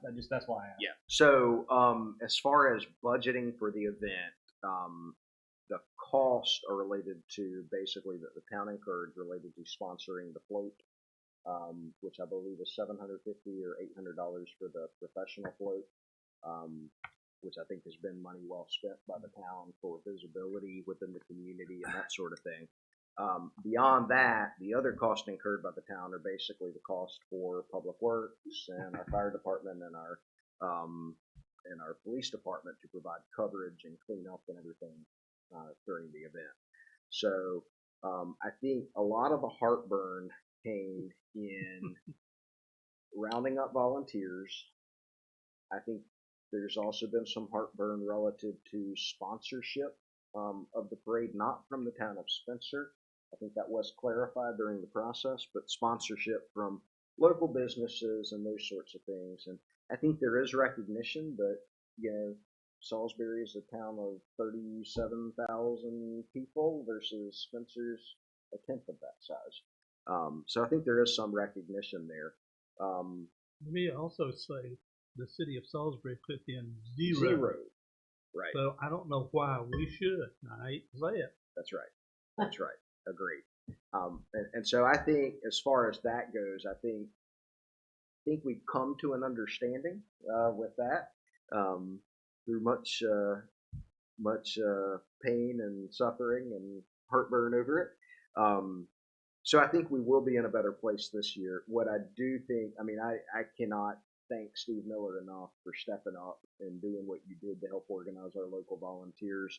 I hope you're willing to help out with that again this year. But I would say, we locally, to be able to continue to have a parade, whatever form or fashion that is in, we're going to have have those volunteers that step up, and the folks like Steve helping to lead it and telling us all what to do. Where to go? I think it will be successful again this year. There are a lot of reasons to continue as we have with the parade without changing. I think there's probably some reasons to consider changing. I would not suggest that we do that, and I think the biggest reason is because of the potential conflict and competition that we then run in with other parades in other areas during that time, and the ability to actually get floats and entries and that sort of thing. Right now, you've got a mobilized group of folks that have that day blocked out, whether that's folks in the county or outside of the county that travel in for that parade. And we're blessed to be able to have those folks in that parade. To change anything, I think it would be an uphill climb. It would be a painful battle, and we would probably start with a very small parade for several years. So personally, having been through it and drug through the mud in it, I would suggest that we continue as we have, and we have the best darn group of volunteers that Spencer can have. One comment. There are two entries into the parade that went through Salisbury, didn't go through Spencer. Yes. And I understand the one, which is those balloons. Right. I understand that. But there's also another entry that did not go through it. It was some kind of musical piano or something. Well, it was like a drum and fife band. Drum, okay. But they had one drum and fife band that participated here in Spencer, and then that one dropped out in Salisbury, and another one picked up. I was told opposite. Yeah, that was actually due to apparently the age of some of the participants of that band, fine. not being able to walk the whole trip, which I can relate to. On that note, and I'll say this, I mean, I think if the funding level, I think for now, I'm fine with. I think if you'd asked me about November 15th of last year, I'd have said, let's burn it all down and start over. I might have said that too. And you could ask me that right now. Because I think that there's a great potential for doing that. I think part of the problem is the fact that the 'Tis the Season has wide off to represent other things other than Christmas. Yeah. Yeah. That's what Nothing separates. says Christmas like drag queens on South Main Street. I'm sorry, but I differ from that. And for the two ladies to come up and admonish us publicly for not putting in our fair share, as you brought up, Salisbury, City of Salisbury contributes nada, zero, zip for that parade. It's all about sponsorship, and that was the tradition that this parade was started here by this man's father and a couple other prominent gentlemen. And I think that if this little tete-a-tete continues, that I assure you that there is groundswelling support that we could pull off our own parade. Yes, it will be different, but it will be ours, and the focus would be on Christmas. That is the reason for the season. So that's my two cents for it. One other thing, I know you're a member of that so-called committee that plans this thing. Aren't you a representative? I am a liaison for the town of Spencer. Okay. I think they really need to get some more people from Spencer involved. Absolutely. I'm not necessarily saying any about myself, Mr. Howell be a good one, but several people to give an insight on that, and the sooner the better. That, I think something like that is important. But Spencer does have to work. And again, keep in mind, ultimately, this isn't a decision that the board has to make, right? No. Because parades are not driven by the municipality. Parades are driven by organizations that put them out. Exactly. And so you have one organization right now in the Tis the Season Spectacular that is putting one on. And if there are other organizations that so choose to, then, you know, ultimately those requests for permits and things come before the town. We decide whether or not to permit them or not. But that's not our decision to make. Smack them up. It's the reason we don't provide funding for it. I do think they've learned a little bit more than what they, they came in awful last time as far as they go. I think they realized that we are serious about the parade. Yeah. And I hope they take that seriously. Any I other, thought the drag queens were pretty. any other thoughts or comments? Any other budget feedback? I have one question or concern. I talked to Beverly McCraw about the library because I'm a big supporter of the library and I love the programs that she does, especially in the summer to keep kids involved. She's got a lot of reading groups. And I said her salary's not very high, as we all know. And I said something about that. She said, "Tell you the truth, Patty, what I really would like to see is a little bit, some more money for my programs and outreach." And I thought, right, because most people will not say that. And I see that she, I think, was budgeted $4,750. I didn't know if there was any way we could maybe raise that. And she does some really good programs. I wondered about the salary that was listed. Did that amount account for the DI increase for her? Yes. Yes, certainly. And in terms of, if you look, just comparing the current year, the events at the library are funded through our contract services line and through our supplies. So the current year, for example, those two lines started at 1,700 in one and 2,000 in the other. There's been a slight increase in the recommended budget to 2001 and 2050 in the other. So there has not been a decrease in that in that recommendation. You're asking for budget feedback. I made a list of things I wanted to ask about. So are we ready to talk about it yet, or did? Well, I mean, it's other feedback, so Well, yeah. okay. I mean, I think I so. believe our town manager had something else he wanted to add to the agenda. Well, Are we going to do that first, or? It's y'all's pleasure. I did include in this packet, if you go to the back few pages, we received a request in the last week from the Cabarrus Rowan Community Health Centers.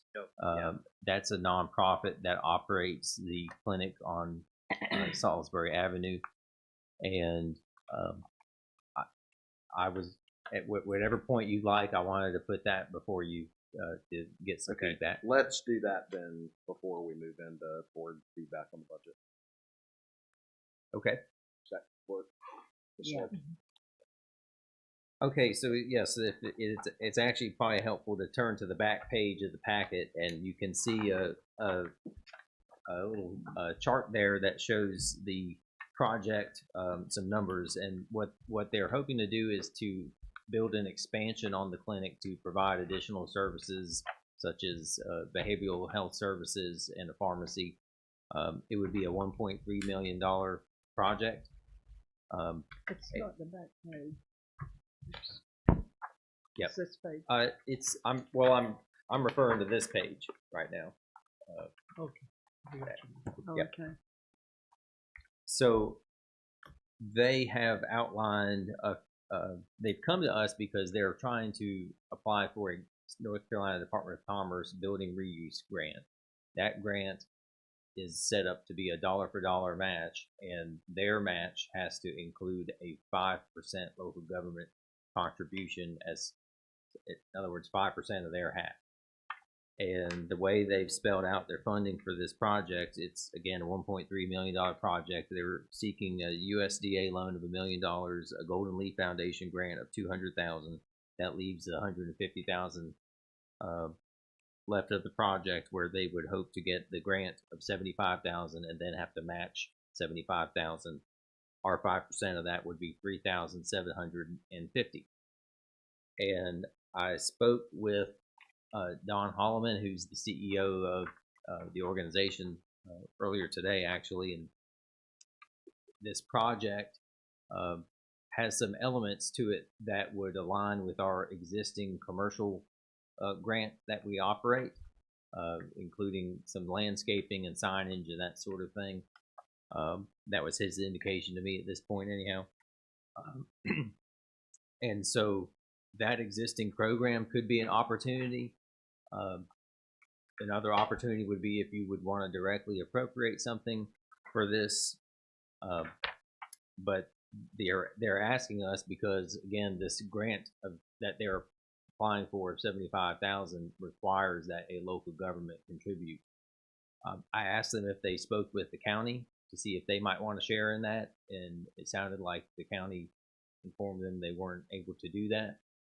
I also asked if they had spoken with East Spencer, and he actually then at that point said that they were working with East Spencer, and so I had a phone call this afternoon with Michael Douglas, their manager, and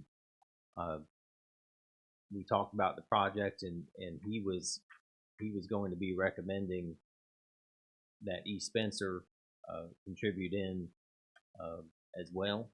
And so if we actually split that $3,750 with East Spencer, it turns out to be $1,875 for each of us. That enables them to get the $75,000, and if those other funding sources come in, they pull off this project. And of course, the whole goal of the project is to expand service, access to healthcare in the community where it's needed. They're anticipating, with the expansion of Medicaid coming this fall, 600,000 North Carolinians being added on, and that's the client population that will likely be seeking to use the clinic like that.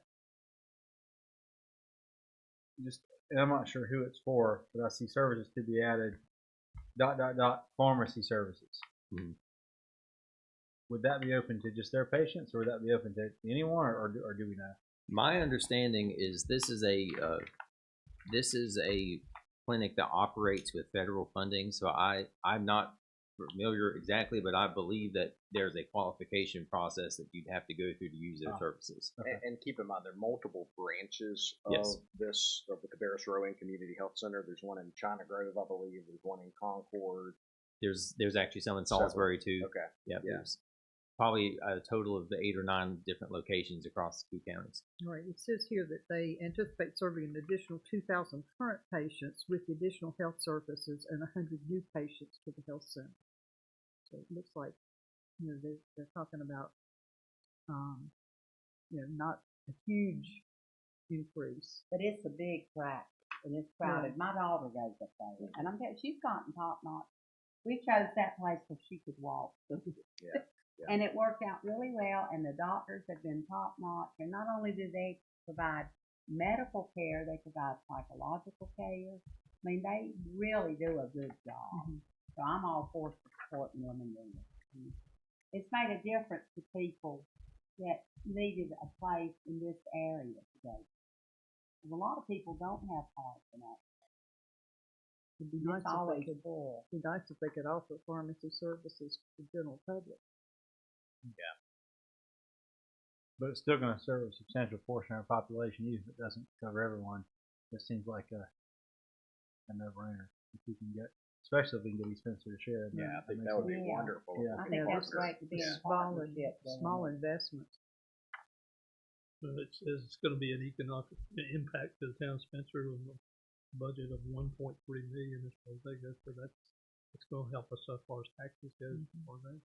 And keep in mind, like I said, it doesn't just address physical, but also mental health. And that is a big thing right now. And For substance communities abuse. to be, yeah, And and substance abuse, communities yeah. to be investing in. I know during COVID that, that clinic set up, COVID they vaccines sure did. across Yeah, the street outside. at Food Line at different times. I think it's one of those things we've talked about today, expanding services for the fire department, for the schools, and maybe health as far as our citizens go. So again, we need to react ahead of time before. It's a very, very small amount, local contribution, especially partnered with East Spencer to be able to I have mean, that's an almost upgraded nothing. medical facility Yeah. like that for a large portion of our population. All right. So what direction do you need from the board? Do you need a motion to? We don't need a motion tonight. Just the feedback will allow us to come back in June with a updated recommendation and a budget ordinance for you to consider in June. Although the feedback being, would you like to see something directly appropriated, or would you prefer to suggest they use our existing commercial grant program? I think we should go ahead and appropriate it separately, specifically so that, I mean, it allows our other grant program to continue covering other businesses here in town, as well as it goes ahead and shows direct support for what they're doing as opposed to having to go through a separate grant approval process. Thoughts from the board? No, I was just gonna say that they have a number of hoops they've gotta jump through as far as funding. And if the contribution is dependent upon that, Yeah. then what I would do is just, at the point they actually had the funds, is just take it out of contingency. I think that's reasonable. Mm-hmm.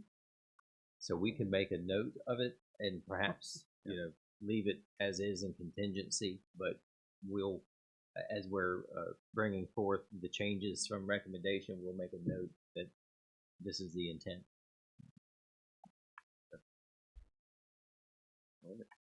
Thank you. All right. Now, Ms. Sledge, your list. Well, I did have some questions. I think you addressed one of them maybe earlier while I was out watering the telephone pole. Or Charlie was watering it. Charlie. Yes. Was that about, did you say something about the Senior Citizens Council allocation being dropped from 6,000 to 4,000? Is that? No, that was it's the way still you- 6,000. I'm sorry. It is 6,000. There was about 4,000 that was not used last year. Okay, no, we did drop it, yes. Sorry, we did drop it. Okay. That was one of the cuts. Yeah, okay. Well, and I spoke with Terry and Sue, and Terry indicated that he hoped that we'd find somebody else to run that program for them. He also noted to me that the date had already been set for the Christmas event.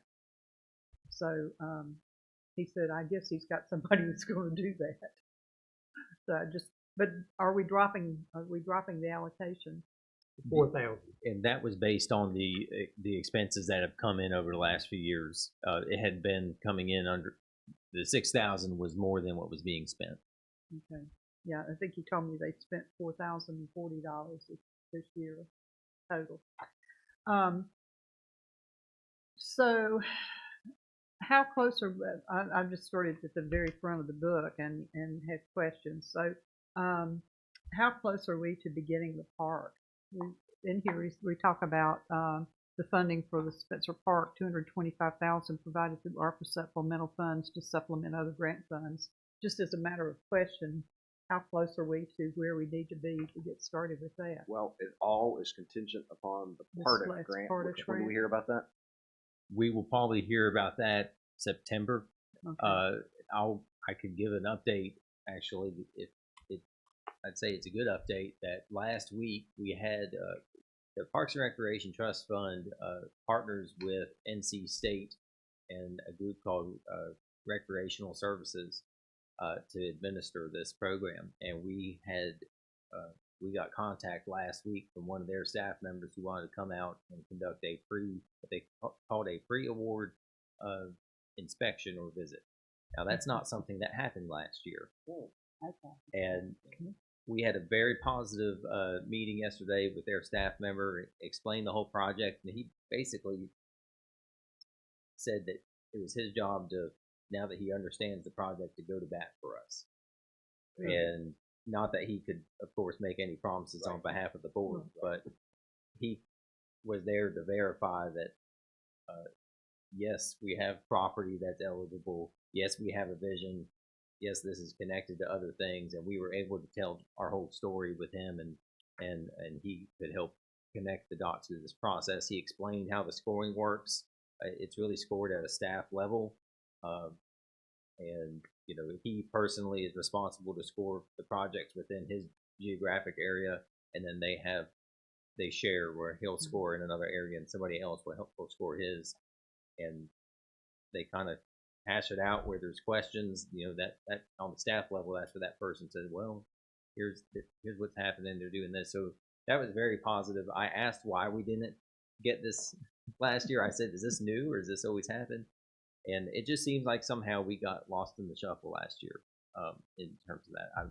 This gentleman is new to his role, but was very good to work with. That was a positive experience. But yes, it'll be September. But if that funding comes through with the Parks and Recreation Trust Fund, we'll have what we need to proceed with the project we want to. On the other hand, we have the $900,000 Rural Transformation Grant that we need to use that funding. And so if Parks and Recreation Trust Fund doesn't come through, it's likely going to need to be some level of scaling back or phasing to the tune of $500,000. And the other positive part of that, or momentum, similar to the fire station, we actually need to get moving on this. And so between now and the time of awarding PARTF, we're going to need to get the design process underway so that we can be going out to bid around the same time that we're going to be hearing from PARTF. And then hopefully our goal is to get under construction just after Winterfest so that it's ready for next year's Winterfest. That's the timeline we're shooting for on this project. Thank you. We have some unused balances from departmental budgets that were left over according to the information that I looked at for the May report from the finance. Could those unused balances from departmental budgets transfer into the capital replacement and reserve fund? Well, first off, at this point, a lot of those funds are still being spent. Right. Will be spent. For example, salaries. Right. We still have several more payrolls yet, salaries, and we notified departments that they need to finish getting all their purchases in so that we can get those down. We'll still have purchases coming through from May and June up into August before we finally book them all. Some people don't build very quickly. Yeah. I noticed there were some departments that were like at 47% usage, and I just wondered if they were going to have funds left over that could be transferred. All right, we're calling Public Works the Recreation Department now. Is that right? Okay. Our investment earnings up from 64,000 to 120,000. Is that correct? It is. I'm sure everybody's heard in the paper about how mortgage rates have gone through the roof. Yeah. Well, interest rates on investments tend to follow those numbers. Okay. And whereas wasn't that many months ago we were getting really, they were just holding it on our behalf. Last month, one of our investment accounts had over 10,000 interest just in that one account per month. several do that. And so, Could I for give the you my benefit money, of- some of my money? For the benefit of the board, can you kind of clarify when we talk investments, we're talking money market accounts, those sorts of things? Most of our investment funds we put into a financing arm called the North Carolina Cash Management Trust. This was an organization that was built many years ago, and they're approved by the state of North Carolina, obviously. So what they do is we can provide them funds and take out monies on a daily basis if we need to. They invest it in two different types of investment pools. We choose which one. One is short term, one is longer term. We have kept our funds in the short term, and typically the average maturity runs from 60 to 90 days. They have some a little longer, some shorter, but none very long. And the whole idea is that they can invest in those instruments that reflect market value that we're eligible to invest in, but we don't have the time nor the expertise to spend looking at what is the best investment. So they do it on our behalf. We pay them a small fee, and it is a very small fee, but the return is very good. Okay. Thank you. There's something in here that talks about federal grants of $414,588. What is that? That's for the FEMA FEMA. match, Okay. assuming that we get it. And that was assuming that it was for the entire year. Once it's awarded, it's for a 3-year point. So if it's 6 months into the year, then it's still 3 years from whatever that point is. Okay. Tourism and events. We budgeted $29,000 for this year, but year to date we had spent $31,000. Do we need to take a look at increasing that? We did It's increase it. on page 29. Is that what it was that we spent this year? We had, so the change from adopted last year, let me flip back a few pages in this one. At the time of budget adoption last year, that was at 26,000, and so I can't recall off the top of my head. We had some budget amendments over the course of the year that would have changed that some, but we did actually add some more general event funding to cover some of the increasing types of things that are being added into our event schedule. Okay, I think the May report indicated that we had spent $31,000. So that was my question: is 20, even though it's increased, is 29 enough? Do we need to look at bumping it more, or just having available funds to do budget amendments? Right. I think our recommendation is the 29. Some of those could have been one-time expenses that we're not anticipating at this time. But yes, should things come up during the course of the year, whether it be through contingency or through increased revenues, etc., we can adjust at that point. Okay. While we're on that, I'd like to ask a question. I noticed, we don't have a line item involving Winterfest. Has money been set aside and out? Yes, that's part of the 29,000 That's in that number. includes 20,000, I believe, for Winterfest Okay. as a sponsorship, the same way we did this year. Is there any way that we could add to that as time goes by? Because this is becoming a very popular event. One thing I would say is, as we are building this park and investing in the park, that's actually going to decrease the cost for Winterfest substantially. Yeah. And so I would say Power our, and all of those Got things. I mean, to the tune of maybe $40,000-$50,000 of their budget is going towards things that are logistics items that our park will improve. Okay. Maybe not all of that, but significantly decrease some of the expenses for them. You've got, there's line item, 351, it's on page 30, but it's, maintenance buildings, 22.5 thousand, and then maintenance contracts for 22.096 thousand. Is that for the old town hall, or what is that? It's under the town, it's listed under town hall.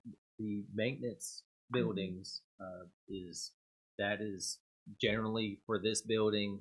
The increase we're showing there is actually to go ahead and plan some funding for replacing another air conditioning unit, so that we don't have to ask you for money if should that happen. Okay, and then the maintenance contracts at 22,096. That covers a variety of things, including our data services support through memory bank, and that's Yeah, I noticed that there were, data processing and things like that, and some of the accounts, but not in all of them. So Does that include janitorial services as well? Yes. In that account. Okay. well, yeah, janitorial supplies. Okay. Why is there no miscellaneous line in solid yard operations and library, but there's miscellaneous in about everything else? those departments did not request it. Okay. There is a line item there if it was needed. Yep. But there was no monies requested, so we're not. I hate to say it, I've never gone back and gave money to somebody in a line item they didn't ask for one. Okay. Just checking. Okay. Recreation under 351. I think this is maybe on page 35. It lists the same amount as last year for maintenance, parks, and trails. And I know we have an endowment for the Standback Forest, but will the Yadkin River Park, will it require some upkeep and cost that needs to be addressed? Our understanding from it will, but our understanding from Joel is he believes what we have can be absorbed into here. The majority of the maintenance impact, especially in this first year, will be labor, which wouldn't be in here. Mm-hmm. We're going to be having new plant materials and those sorts of things, warranty period, etc. So, does that help answer that question? Yeah. Okay. We talked about the senior citizens. Do we have? This is totally not necessarily for a particular line item, but do we have grants that we've received that might be renewable? And Sky and Joe have done most of our grant writing, I believe. So who will continue that process? Should we have some funds planned if we need to contract with someone to continue applications for grants? I would say we do have those funds planned into our contract services within our town hall budget. Includes time for various folks to continue. That's all I have. Okay. Thank you, Ms. Sledge. Mr. Al. Just I know it's not directly budget related, but just a question. Something that Ms. Sledge asked that actually triggered a thought that we've talked about a couple of different times. Given all the needs we have with a couple of these projects, where are we with looking at current town property, maybe better put, property the town holds that has no obvious or even remotely obvious development potential for the town? And I mean, it seems like even though we may be on the back end of a business cycle with regard to real estate, it's still an excellent time to get rid of that property. Mm-hmm. That could cover, it's not going to pay for the firehouse, but it might help us, put something together to make it in it. Sure. Is that, where are we with that? I know Steve has said a couple of different times he's working on that, but I know he's really busy. So I just didn't know where we might be on that to start getting that in play. And you're referring to our former property. Well, not necessarily, because actually that may still have a town purpose. I mean, I don't know. I'm not sure we can completely write that one off yet. But I mean, I know looking at that map, there's little speckles of blue going throughout the town. I'm assuming we'll be taking possession of liens on properties and those types of things. Some of that blue is civic, which means that it's parks. We got No, sure. But if you look at the map, there are obvious little splotches, especially back down like 5th, 6th, 7th Street, where it's obvious resident or used to be residential, and for some reason we got it. I don't know how, but the zoning map may actually be some of those properties could have been sold after that zoning map was made. So that's something we need. I think our list of properties like that is actually very short. Okay. Many of them were sold actually within that time frame where I showed up. We had a bunch of developers that came in and Oh, okay. bought Okay. a bunch, Lots of and property. have built on them since then. Hmm. But they came in asking, where we have town properties that could potentially Gotcha, okay. develop. Yep. So we do keep a list of those. Hmm. But it's a good point to be able to make sure we're not hanging on the property we don't.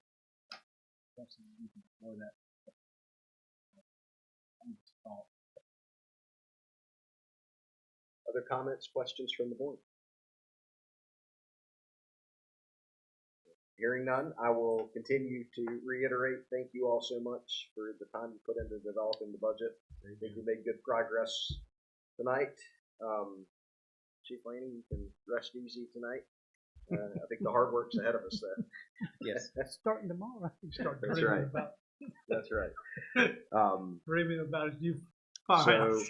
with that, we will have our budget hearing. I think Peter will take the comments that we have. There'll be a few tweaks to the budget at the next regular meeting in June. But beyond that, that's all we have for tonight. So is there a motion to adjourn? So moved. The motion by Mr. Morgan, second Second. by Mayor Pro Tem. Is that Morgan or Miller? It was Morgan, I think. Yes, this morning. All in favor? All right, all opposed? We stand adjourned. Thank you all very much. Thank you. Thank y'all.